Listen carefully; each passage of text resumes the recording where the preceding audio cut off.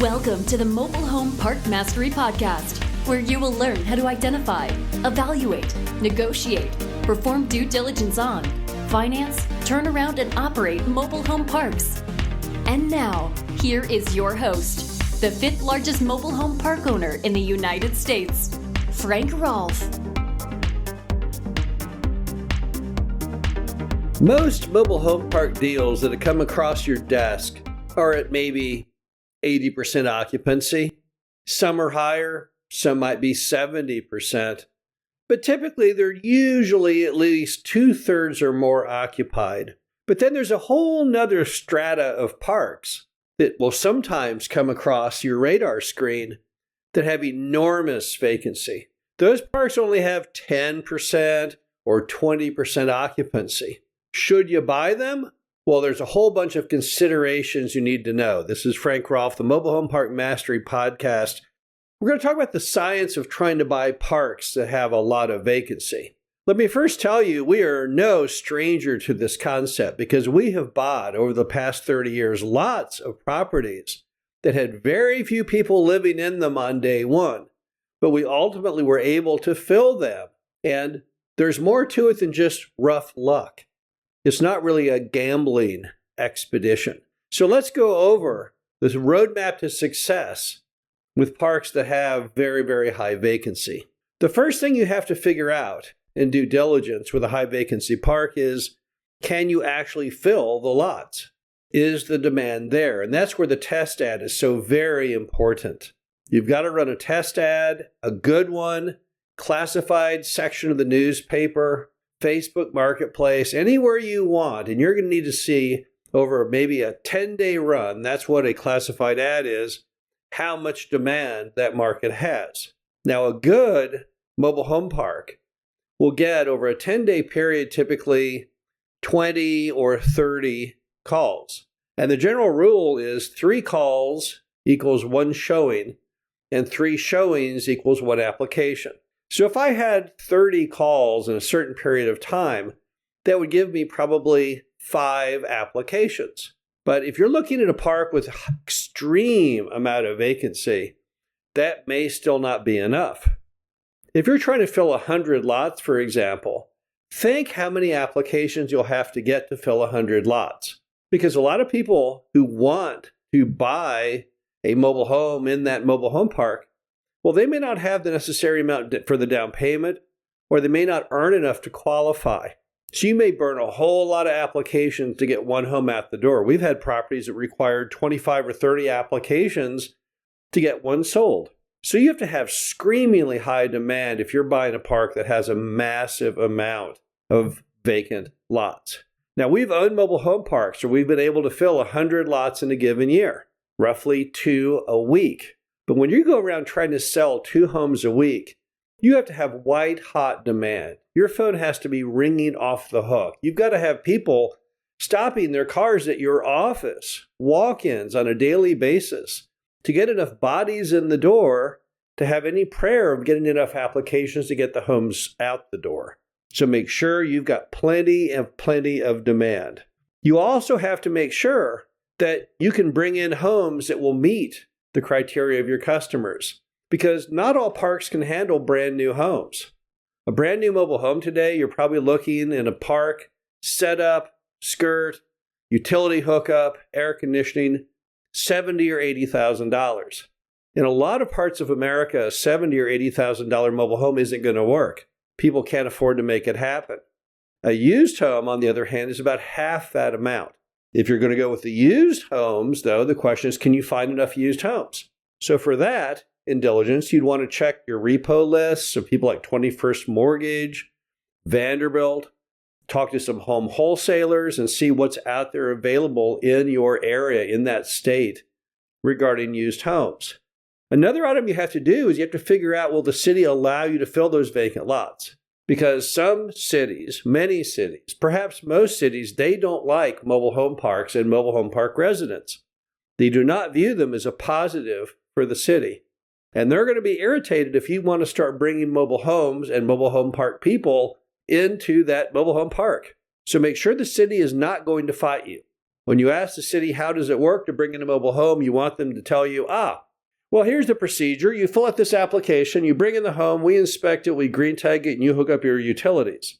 But if instead they say, well, I don't think you can have new mobile homes on those lots, if they start giving you this vibe of negativity, you've got to resolve that before you buy the property. You're going to have to go to mom and pop who own it and say, look, mom and pop, I'm going to have to bring in a lot of homes to fill this thing, and the city does not apparently like this whole concept that I can't buy it till you can get them to say, yeah, we can do this. And in many cases, mom and pop may have to get a lawyer and go down to City Hall and get it resolved. But you can't buy a mobile home park if the city is going to fight you every step in the way, because without their green tags, without their permitting, you're stopped cold dead in the water. Another thing is, can the utility systems handle greater occupancy? And I'm not talking about city water and city sewer here. Of course, they can. I'm talking about mobile home parks that have master metered electric or master metered gas or private sewage. Because some of those, if you imagine a park that's on septic that has a whole lot of vacancy, when you start putting homes on those septic tanks, you may outstrip the leach fields because they're not used to seeing that much sewage at one time. So you've got to think through the bigger picture on a park with lots of vacancy as far as, can you handle it? And again, if you have city water and city sewer, well, yeah, sure, the city can handle it. But if you have private stuff, the question is, can you do it? One of the biggest parts of looking at a park with high vacancy is, can you get financing? This is what kills most of those deals, because you can't typically go to a bank and say, I want you to make a loan on this park. Yeah, it's about 80% vacant. They're going to already hang up on you at that point. Not going to be able to get a Fannie Mae or Freddie Mac loan. Not going to get a conduit loan. Not get most bank lending. So typically in a high vacancy park, the only way that thing is going to work is with seller financing. And the seller should be excited he's found a buyer who's going to go through the effort to do this exercise. So he shouldn't give you a lot of pushback. And if he does give you pushback, if he says, oh, no, I don't like seller financing, you can just tell him, look, nobody can buy this unless you carry the paper. Because I've been to 10 banks and had the door slammed in my face on all of them. It's not going to happen. And you really don't have an alternative besides seller carry, because you can't do a master lease with option construction, because the one thing you cannot do under that construction is fill vacant lots. It's impossible. No floor plan lender is going to work with you till you are, in fact, the title holder of the property. So you've got to get seller financing in order. Now, I've seen a lot of creative seller financing over 30 years with high vacancy deals. I've seen things like zero down under the argument you need your money to help buy homes, and interest only, 0% interest year one, 1% year two, 2% year three, 3% year four, 4% year five, and after. The seller is going to have to bend over backwards to construct a financing. You're not going to want to buy something if you're negative every month from the day you start. They are going to have to take a lot of the weight off your shoulders because they're the ones who screwed up and made it so vacant. And don't let mom and pop ever tell you, oh, I have a waiting list of people who want this park. No, they do not. There is nobody. Very few people will ever tackle those high vacancy parks. So you are a saint to help them out in this endeavor. Now, high vacancy parks can be very, very profitable. If you buy a park, it's 25% occupied at a price that works. You're basically buying one park and getting 3 free, right? It's very easy to see the benefit, both in cash flow and future sale value. But you got to be able to get all these pieces put together in proper order to pull it off. And the most important item to also take away is, if you're going to go through this much effort, if you're going to have to do everything I just said and go out and buy homes, bring them in, run the ads, answer the phones, do the showings, and get the thing sold, there has to be a huge payday at the end. Nobody buys high vacancy parks with any less than a spectacular rate of return. How good? Well, most people in the industry, they want a 20% return, cash on cash or IRR, based on an average deal.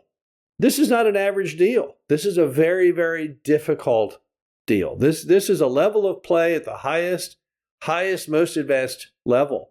And as a result, you've got to get a big amount of money. So when a guy wants to sell you a high vacancy park, don't buy these deals where you have to fill the park to get it worth what you're paying. No, All the money should go to you, not the seller. If the seller had done what you're about to do, if they had filled all the vacant lots, then they should receive the riches. But in this case, no, the roles are reversed. You've got to make a lot of money to do it. Now, we've done a lot of those deals over the past 30 years, and they can be done and they can be successful, but you have to make sure you've checked all the boxes on everything we just discussed. This is Frank Rolfe, the Mobile Home Park Mastery Podcast. Hope you enjoyed this. Talk to you again soon. Thank you for listening to the Mobile Home Park Mastery Podcast. Be sure to visit us at mhpmastery.com to subscribe to the show, read our show transcriptions, and access all of our great information on mobile home park investing.